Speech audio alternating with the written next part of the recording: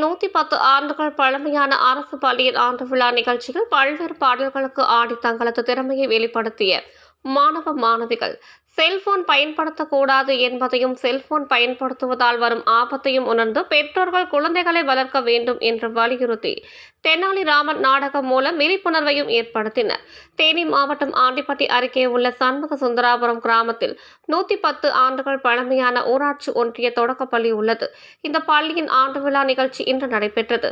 இதில் 5ஆம் வகுப்பு வரையிலான மாணவ மாணவிகள் கிராமிய பாடல்கள், விழிப்புணர்வு ஏற்படுத்தும் சினிமா பாடல்கள், பேச்சு கருத்துக்களை வெளிப்படுத்திய மாணவ மாணவிகள் செல்போன் பயன்படுத்துவதால் வரும் ஆபத்துகளையும் செல்போனால் மாணவர்கள் பாதிக்கப்படுவதையும் எடுத்துரைக்கும் விதமாக தெனாலிராமன் கதையை கொண்டு நடித்து காட்டி சிறு வயதில் இருந்தே குழந்தைகளுக்கு செல்போன் பயன்பாட்டை குறித்து ஓடி விளையாடுவது, கல்வி கற்பது உள்ளிட்ட திறமையை வளர்த்துக் கொள்ளும் பண்புகளை கற்றுத்தர வேண்டும் என்றும் சிறு வயதில் இருந்து இதற்கு பெற்றோர்கள் முயற்சி எடுக்க வேண்டும் என்று வலியுறுத்தினர்.